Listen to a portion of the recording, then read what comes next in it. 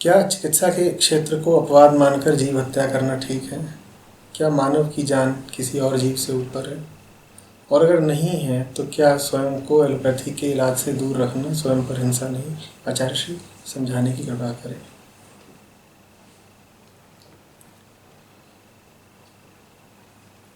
टेढ़ी जिज्ञासा करती है अनुराग।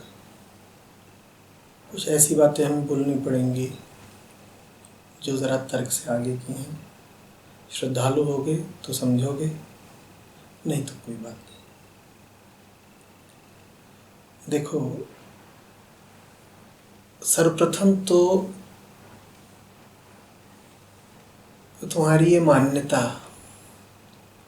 कि एक जीव के साथ हिंसा करके किसी दूसरे का लाभ किया जा सकता है, गलत है। अस्तित्व ऐसे काम नहीं करता। प्रकृति में ऐसा होता है, चेतना में ऐसा नहीं होता। प्रकृति में बड़ी मछली छोटी मछली को खा जाती है और छोटी मछली की मौत से बड़ी मछली को पोषण मिल जाता है। पदार्थ के क्षेत्र में ऐसा होता है।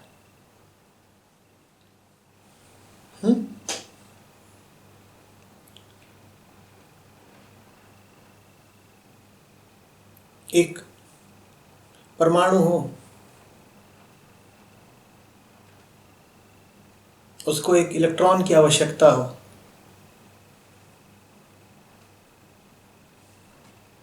अपनी कॉन्फ़िगरेशन को और अपनी कक्षा को पूरा करने के लिए, तो उसमें एक प्यास उठती है, उसका एक फील्ड जगता है, एक क्षेत्र जगता है, और वो अपने आसपास से एक इलेक्ट्रॉन सोख लेगा, खींच लेगा।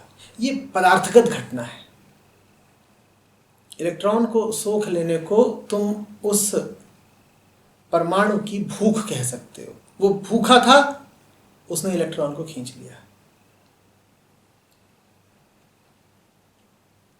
पदार्थ भूखा था, अपनी भूख मिटाने के लिए उसने छोटे पदार्थ को खींच लिया, और छोटा पदार्थ आया, बड़े का हिस्सा बन गया।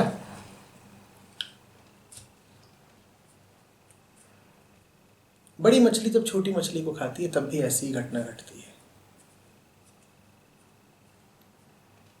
ये घटना प्रकृति के क्षेत्र में बिल्कुल ठीक है, बल्कि ऐसे कह लो कि न ठीक है न गलत है, क्योंकि प्रकृति पर न नैतिकता चलती है न धर्म चलता है। वहां तो जो है सो है। जानवर नंगा घूम रहा है, ये ठीक है गलत है? ऐसा ही है, ऐसा ही है। तुम्हारे 5 उंगलियां हैं, ये ठीक है या गलत है? ऐसा ही है।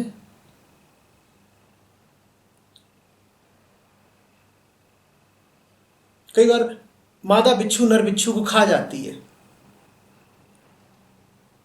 मेल के बाद। क्या ये पाप है? नहीं, बिल्कुल भी नहीं। किन्हीं अवस्थाओं में, सांप की कुछ प्रजातियों में, मादा सांप अपने सपोलों को खा जाती है। अधर्म हो गया क्या? नहीं, बिल्कुल भी नहीं। मैं पानी में शक्कर मिला दूं और पानी उस शक्कर को सोख जाए, शक्कर विलुप्त हो जाए, तो ये शक्कर के साथ अत्याचार हुआ क्या? कि पहले शक्कर भी थी और पानी भी था और अब दिख रहा है सिर्फ पानी। अरे शक्कर बेचारी कहाँ गई? ये तो अन्याय हो गया ना? कुछ नहीं। ये सब प्रकृति के क्षेत्र की घटनाएं हैं। वहाँ ना कुछ ठीक है ना कुछ गलत है, वहाँ बस नियम है। प्रत्येक जीव, प्रत्येक पदार्थ अपने गुण के प्रभाव तले गति करता रहता है, और प्रकृति के 3 गुण होते हैं। उन्हीं 3 गुणों के अलग अलग आयोजन अलग अलग जीवों में और वस्तुओं में दिखाई देते हैं। जीवों की तो प्रकृति होती ही है, ये भी तुम जानते ही हो कि वस्तुओं की भी होती है। इसीलिए तो पुराने लोग तुमसे कहा करते थे कि प्याज की तासीर ऐसी होती है और पानी की तासीर ऐसी होती है। और तुमसे कहा जाता था कि खाद्य पदार्थों के भी गुण होते हैं। तो ये जितना दृश्यमान जगत है ये कुछ और नहीं है, प्रकृति, और इसमें हर चीज़ के अपने अपने गुण हैं। और ये जो 3 गुण होते हैं सतरजतम, ये 3 अलग अलग तरीके से, अलग अलग अनुपात में, अलग अलग संरचना में मिल करके इस पूरे जगत का निर्माण कर देते हैं। ठीक है, वहाँ जो हो रहा है बस हो रहा है। सूरज गोल है, चौकोर क्यों नहीं? है तो है। चलो उसके लिए तो तुम कोई वैज्ञानिक बात बता दोगे, कहोगे देखो चौकोर होता और गोल गोल घूमता अपनी धुरी पे तो उसके कोने झड़ जाते, उसका गोल होना आवश्यक है। चलो ठीक है, कोई बात। पृथ्वी बृहस्पति ग्रह से छोटी क्यों, बड़ी क्यों नहीं? ये तो गलती हो गई ना, बराबर नहीं बांटा, एक को छोटा एक को बड़ा बना दिया। नहीं, ऐसा है तो है। तो प्रकृति के क्षेत्र में ये सब चीजें चलती रहती हैं। प्रकृति से उदाहरण मत उठा लेना। और जीवों की हिंसा का जब मुद्दा आता है तो अक्सर आदमी प्रकृति को ही दृष्टांत बना लेता है। आदमी कहता है देखो जंगल में शेर हिरण को खा रहा है ना, खा रहा है ना, तो हम भी मुर्गे को खा जाएंगे, हमने क्या बुरा किया?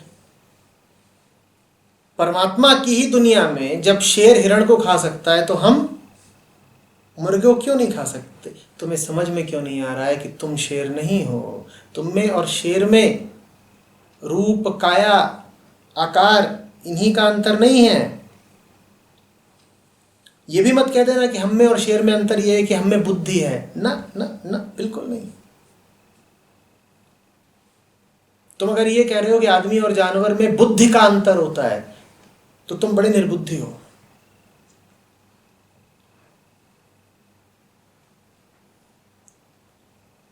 आदमी और जानवर में मूलभूत अंतर होता है, केंद्रीय अंतर होता है। समझना क्या, जानवर का केंद्र प्रकृति होती है। जानवर को किसी धर्म का पालन नहीं करना, या ये कह लो कि जानवर को एक ही धर्म का पालन करना है, उस धर्म का नाम है प्रकृति। और जानवर अपने धर्म पे बड़ा अडिग रहता है। सांझ होते ही देखा है ना पक्षी कैसे नीड़ की ओर भागते हैं, ये धर्म है उनका, उन्हें प्रकृति का पालन करना है। तुम किसी पक्षी को रात भर जगा दो, उसको बड़ा कष्ट हो जाएगा, क्योंकि उसकी काया जानती है, उसका रोम रोम जानता है, उसकी प्रत्येक कोशिका जानती है कि सांझ ढली नहीं और मुझे सो जाना है, उसे सो ही जाना है, तुम उसे नहीं जगा सकते। और तुम उल्लू को दिन की रोशनी में बाहर निकाल दो, वो भी बड़ा कष्ट मानेगा, क्योंकि उसकी प्रकृति जानती है कि मुझे तो रात में ही जगना है, दिन में सोना है। जानवर का केंद्र है प्रकृति। अनुराग, तुम्हारा केंद्र प्रकृति नहीं है, तुम्हारे पास आत्मा है। आत्मा, तुम्हारा केंद्र बिल्कुल दूसरा है।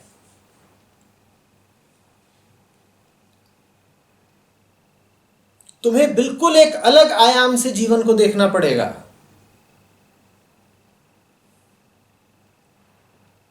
तुम्हें बहुत बातें समझनी पड़ेंगी।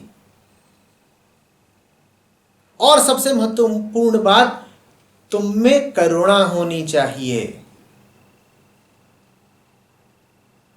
यह भेद है मनुष्य में और पशु में। यह ना बता देना कि बुद्धि का भेद है। अभी हम यहां पर चर्चा कर रहे हैं, नीचे से जोर की आवाज आए, पता चले सड़क में दुर्घटना हो गई है, 2 लोग घायल पड़े हैं।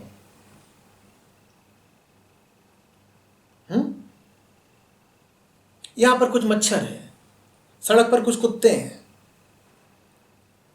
वृक्षों पर कुछ पक्षी भी सो रहे होंगे, पानी होगा आसपास, तो बरसात चल रही है, कुछ मेंढक इत्यादि भी होंगे। तुम मेंढक को दोष दोगे क्या कि 2 घायल लोग पड़े थे, मदद करने क्यों नहीं आया? क्यों नहीं दोष दोगे बताओ? क्योंकि मेंढक का धर्म ही नहीं है करुणा।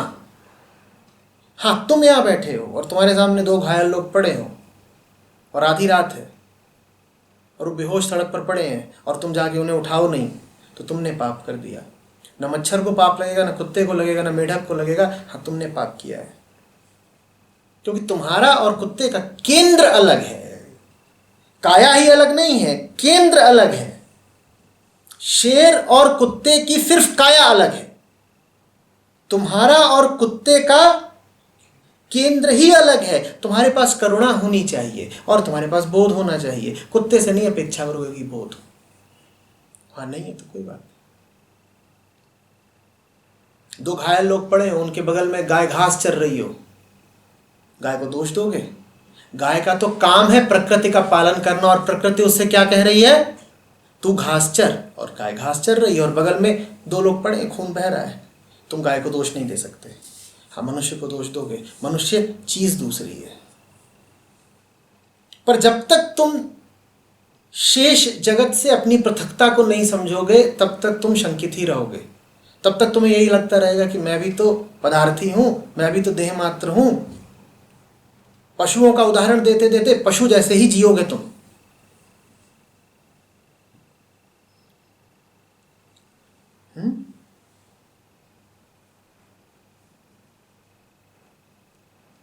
समझ रहे हो? अब तुम्हारे प्रश्न पर दोबारा आते हैं। तुम कह रहे हो कि क्या चिकित्सा के क्षेत्र को अपवाद मानकर जीव हत्या करना ठीक है? क्या मानव की जान किसी और जीव की जान से ऊपर है? और अगर नहीं है तो क्या स्वयं को एलोपैथी के इलाज से दूर रखना स्वयं पर हिंसा नहीं? आचार्य जी समझाने की कृपा करें।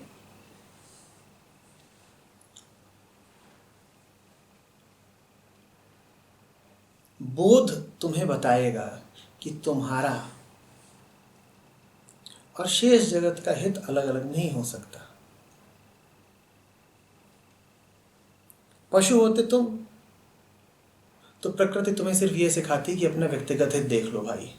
तुम बड़ी मछली हो, तुम छोटी मछली को खा लो। पर पशु नहीं हो, आदमी हो ना, तो बोध तुम्हें बताएगा कि तुम्हारा व्यक्तिगत हित समष्टि के हित से अलग नहीं हो सकता। तो पहली बात तो ये कि तुम जो कह रहे हो कि अगर किसी जानवर को मार करके किसी इंसान का भला होता है तो क्या जानवर को ना मार दें? ऐसा हो ही नहीं सकता। लो बात खत्म। किसी को मार करके किसी दूसरे का भला नहीं हो सकता, खास तौर पर किसी पशु को मार करके किसी का भला नहीं हो सकता।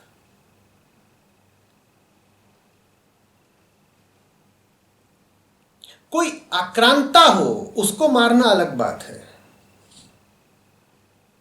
कोई अन्यायी हो उसको मारना अलग बात है। और याद रखना, अन्याय शब्द प्रकृति के देश में होता ही नहीं है। प्रकृति में क्या कुछ अन्याय होता है? कुछ नहीं।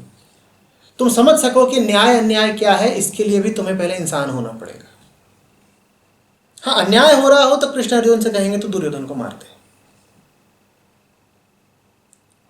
पर वो जो नन्हा हिरण है या खरगोश है या जो भी जीव है जिस पर तुम दवाइयों का प्रयोग कर रहे हो, मुझे बताओ उसने अन्याय क्या किया है?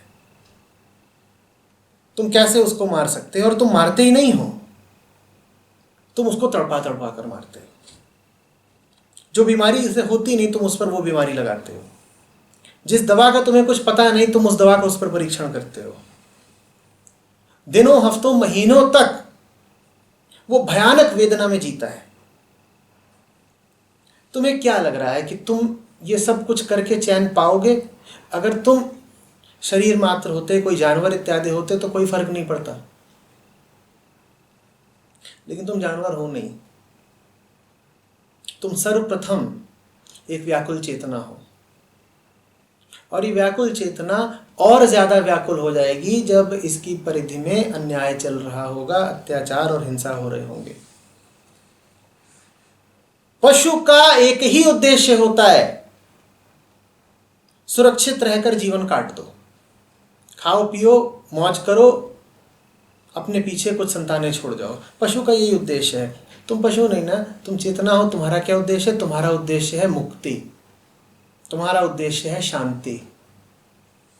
तो मुझे बताओ कि तुम्हें शांति मिल जाएगी जब तुम्हारे आसपास लाखों करोड़ों बेगुनाह जीव कट रहे होंगे। वो अपनी मौत मर जाए कोई बात नहीं, उनकी मृत्यु में कोई बड़ी बात नहीं, मृत्यु तो सबको आनी है। तुमने एक मुर्गा काट दिया, क्या हो गया? तुम नहीं काटते तो 2 महीने बाद खुद मर जाता, 2 महीने बाद नहीं मरता तो 2 साल बाद, नहीं तो 6 साल बाद मर जाता। अमर तो नहीं है मुर्गा, मुर्गा तो मरेगा। बात यह है कि तुमने मारा। अब तुम्हारी चेतना का उद्देश्य पूरा नहीं होगा। तुम्हारी चेतना का उद्देश्य है मुक्ति और शांति। तुम्हारी चेतना का उद्देश्य प्रकृतिबद्ध नहीं है। तुम्हारी चेतना का यही उद्देश्य नहीं है कि खाऊं पीऊं मौज करूं बच्चे पैदा करूं और मर जाऊं। तुम्हारी चेतना का उद्देश्य है मरने से पहले काश आज़ाद हो जाऊं। और आज़ाद नहीं हो पाओगे तुम अगर ऐसा काम कर रहे हो जिसमें तुम जानते हो कि चेतना का ह्रास है। चेतना, अनुराग, तुम्हारी हो या एक बकरे की या किसी और जीव की, चेतना तो चेतना है ना। जब तुम किसी और जीव को मार देते हो तो मूलतः तुम यही कह रहे हो कि तुम्हें चेतना के प्रति कोई आदर है नहीं। बिल्कुल आदर नहीं। हाँ?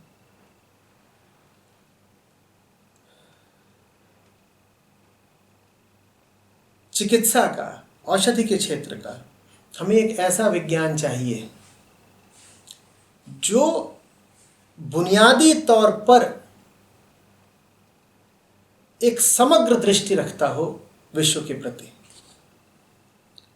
काट काट के ना देखता हो। ये ना कहता हो कि ये इंसान है, ये जानवर है, इंसान को ठीक करना है, जानवर का उपयोग करना है। पुरानी चिकित्सा पद्धतियां इसीलिए बहुत सक्षम थीं, बहुत उपयोगी थीं। आयुर्वेदिक हो, यूनानी हो, वो रोगों के प्रति एक समग्र दृष्टि रखती थी।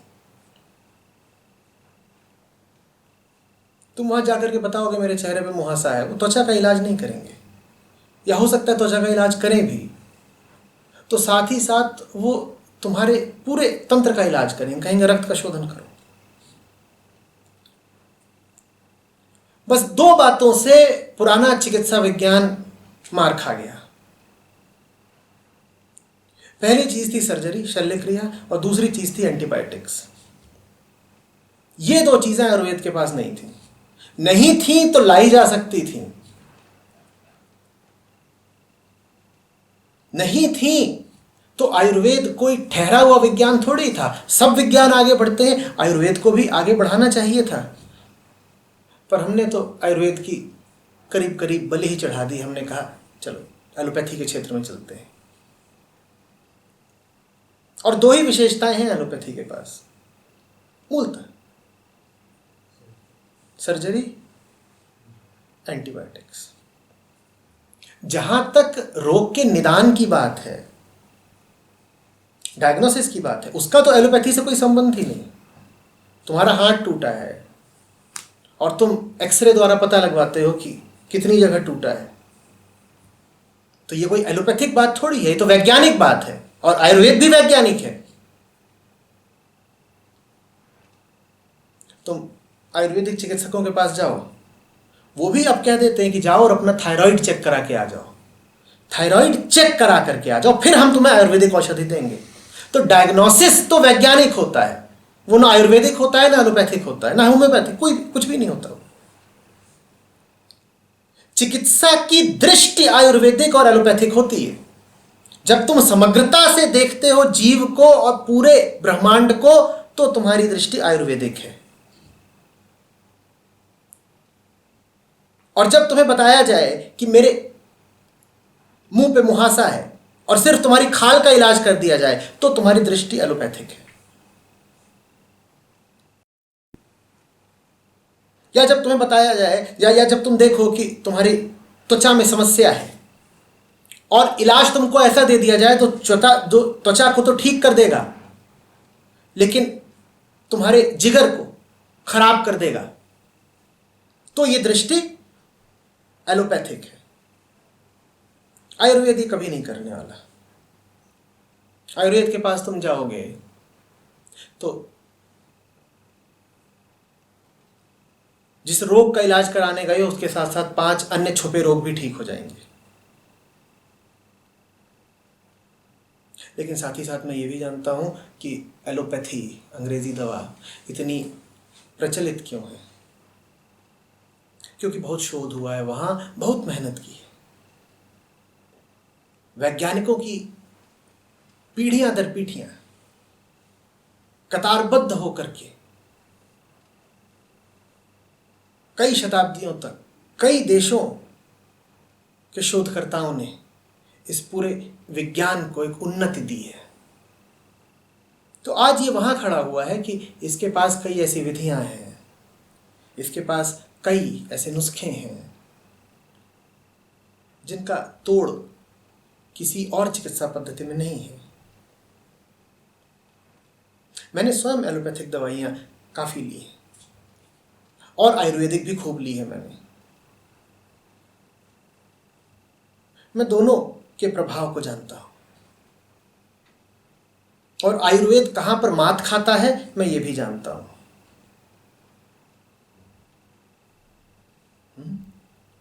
लेकिन आयुर्वेद की तमाम कमजोरियों के बाद भी मैं कहूंगा कि जहां तक हो सके व्यक्ति को एलोपैथी से दूर रहना चाहिए। दवाई, उस गोली की बात या उस इंजेक्शन की बात बाद में करेंगे। जिस मानसिकता से, जिस दर्शन से, जिस फिलॉसफी से वो गोली निकल करके आई है वही गलत है, तो गोली ठीक कैसे हो सकती है? हो सकता है उस गोली के दुष्परिणाम तत्काल ना दिखाई दें, पर आएंगे जरूर।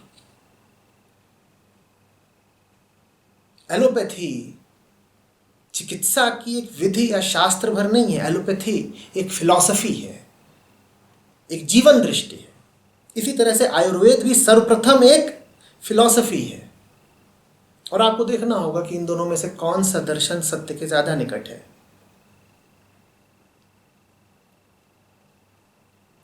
समझ रहे हो?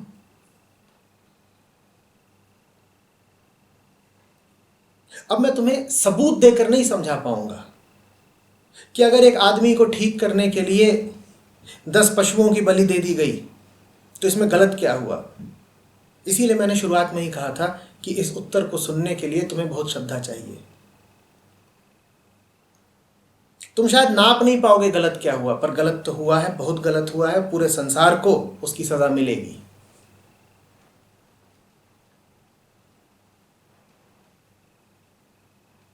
कहीं भी, किसी के साथ भी जब कुछ ऐसा होता है जो नहीं होना चाहिए तो कर्मफल सबको भुगतना पड़ता है।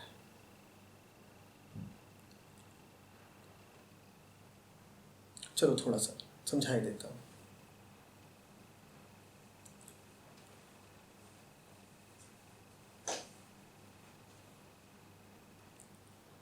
तीन अपराधी मिलकर शराब के नशे में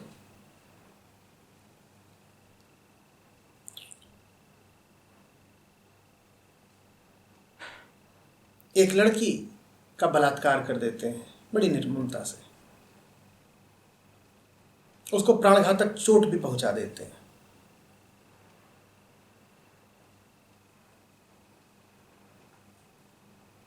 ये वास्तविक घटना है, मैं पात्रों के नाम नहीं ले रहा, बस समझ ही जाओगे। पता ये भी चलता है कि उन तीनों अपराधियों में से शायद तीनों ही या फिर कोई एक कोई फिल्म इत्यादि देख के आ रहा था।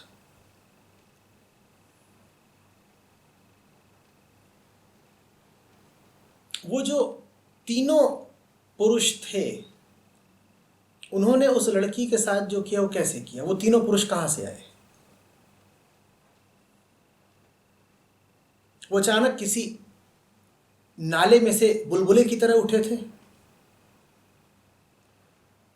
वो अचानक आकाश से किसी पक्षी की बीट की तरह गिरे थे? वो तीनों व्यक्ति जिन्होंने उस लड़की के साथ अनाचार किया वो आए कहां से? इसी समाज से आए ना। और क्या ये संभव है कि इस समाज में 3 व्यक्ति ऐसे हों और बाकी सब संत महंत हों? अगर 3 ऐसे हैं तो बाकी भी ऐसे ही होंगे, बस इन तीनों का अपराध खुल गया, बाकियों का खुलना बाकी है। हो सकता है उनके जीवन पर्यंत कभी ना खुले, पर अपराध तो होगा। इनमें से एक किसी फिल्म में आइटम नंबर देख करके आ रहा था और उसकी कामोत्तेजना बिल्कुल भड़की हुई थी। थिएटर में वो अकेला था। कितने लोगों ने वही उत्तेजक गीत देखा? बोलो। बहुतों ने देखा। और अगर निर्माता निर्देशक ने पिक्चर में वैसा गीत रखा, इसका मतलब वो जानते हैं कि उस गीत को पसंद करने वाले कितनी तादाद में हैं? बहुत तादाद में है, अधिकांश वैसे ही हैं। वो पसंद करेंगे तभी तो पिक्चर चलेगी। तो उन्होंने तो खूब गणना करके रखा है। पूरी आबादी ही कुत्सित है ना, पूरी आबादी ही पतित है, तभी तो ये 3 ऐसे निकले। बोलो, समझ में आ रही है बात? अब ये बात मैंने तुम्हें जरा तर्क के तरीके से समझा दी। इसी बात को सीधे सीधे ऐसे कहा जाता है कि इन तीनों ने जो करा उसकी सजा पूरे संसार को मिलेगी। पर जब तुमसे कहा जाता है कि इन तीनों ने जो करा उसकी सजा पूरे संसार को मिलेगी, तो तुम कहते क्यों मिलेगी साहब, गलती तो इन तीनों की ही है। अदालत भी सजा देगी तो इन्हीं तीनों को देगी, सबको थोड़ी ही देगी। नहीं, चूंकि ये 3 एक समग्रता से उठ के आए हैं, हम सब एक दूसरे से जुड़े हुए हैं, तो इसीलिए अगर ये 3 गिरे हुए हैं तो बाकी सब भी गिरे हुए हैं। सजा मिल चुकी है। और क्या है सजा? कि सब गिरे ही हुए हैं, सब गिरे ही हुए हैं, तभी तो ये 3 ऐसे थे। यही सजा है। कोई पाप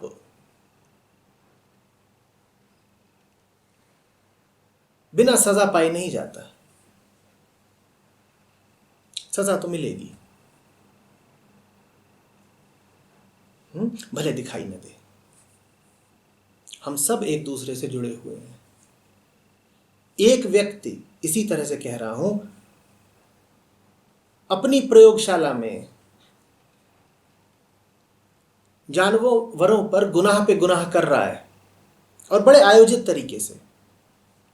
गाड़ियों में लद लद के जानवर आते हैं और उन पर घोर अत्याचार किए जाते हैं। ठीक, वो व्यक्ति क्या अकेला है?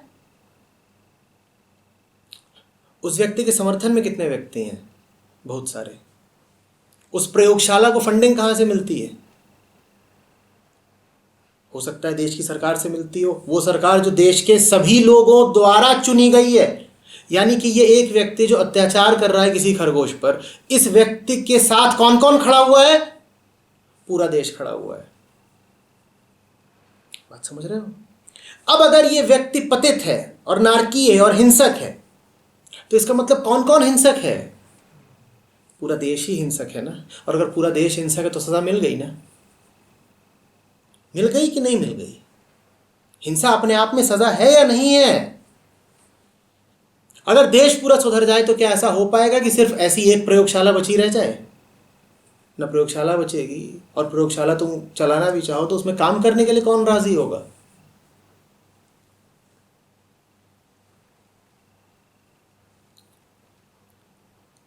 हम सब बुने हुए हैं एक ही ताने बाने में।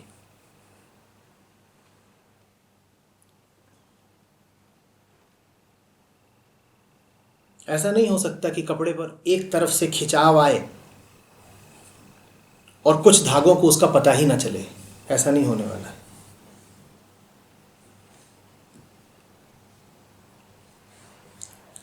बात समझ रहे हो? इंसान हो, इंसान का धर्म है करना, उसका पालन करो। बात हानि लाभ की नहीं है, बात सीधे सीधे चैन की है। मुझे नहीं मालूम क्या फ़ायदा क्या नुकसान, पर दिल को अगर सुकून नहीं मिल रहा तो कोई काम कर कैसे डालोगे? आज शाम को स्टेडियम जा रहा था, मेरे सामने कुल इतना बड़ा गिलहरी का बच्चा आके गिरा। वो बेहोश। वो तो कुछ देर देखा, वो हिले ही ना।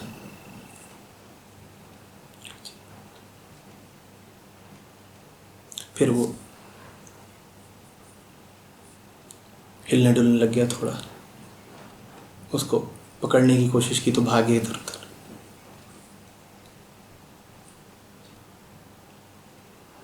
फिर उसको पकड़ा, जब पकड़ा तो वो इतना सा तो था, शोर मचाए, पंजा मारे, अब पंजे भी उसके थे।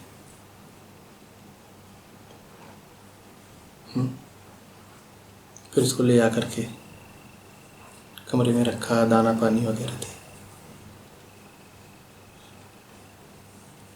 क्या हानि क्या लाभ, पर ये पता है कि उसको छोड़ के स्टेडियम निकल जाता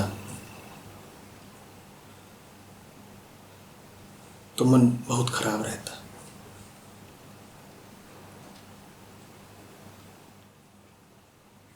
तो ये तर्क भी बहुत काम का नहीं है कि जिसकी चेतना ज़्यादा ऊंची हो उसको बचा लो। अरे हटाओ, तुम्हारे इस तर्क से तो वो ही नहीं सहमत हुए जो चेतना के शिखर पर बैठे थे। किस तर्क की बात कर रहा हूँ, समझ रहे हो ना? कि अगर दो लोगों की जान बचानी हो, उनमें से एक की बच सकती हो, तो उसकी बचा दो जिसकी चेतना ज़्यादा उन्नत है। समझे? ये तर्क भी दिया जाता है, और ये तर्क ऐसा लगता है कि बढ़िया, गणित सद गया। मैं कह रहा हूँ इस तर्क से वही नहीं सहमत हुए जिनकी चेतना सर्वाधिक उन्नत थी। बुद्ध जाते थे, सामने कसाई एक बकरे को लिए चला जाता था, अभी कट ही जाता बकरा। बुद्ध ने कहा छोड़ दो।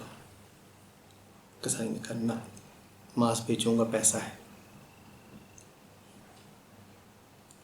बुद्ध ने कहा छोड़ दो, विनती करता हूँ। कसाई ने कहा पैसा दे तो तुम ले लो। बुद्ध ने कहा पैसे तो है नहीं मेरे पास। तो कसाई बोला तो फिर ये कटेगा। बुद्ध बोले काट के मांस पाओगे? बोले अच्छा चलो, जितना इसका मांस हो उतना तुम मेरा काट ले जाओ। ये दो जांघें हैं, इनमें मांस है, जितना इस बकरे से मांस मिलता उतना तुम मेरा ले जाओ। क्या बुद्ध ने ये कहा कि जिसकी चेतना ऊंची हो उसको बचाओ? बोलो। अगर ये तर्क तुम चलाने लग गए तो फिर तो अनुराग गुरु शिष्य की कोई बात ही नहीं रह जाएगी। शिष्य वो जिसकी चेतना नीचे है, गुरु वो जिसकी चेतना ऊपर है। ठीक? फिर गुरु क्यों कष्ट सहेगा छोटी चेतना वाले के लिए? फिर तो कहा जाएगा छोटी चेतना की बलि दे दो, बड़ी चेतना को बचा ले जाओ।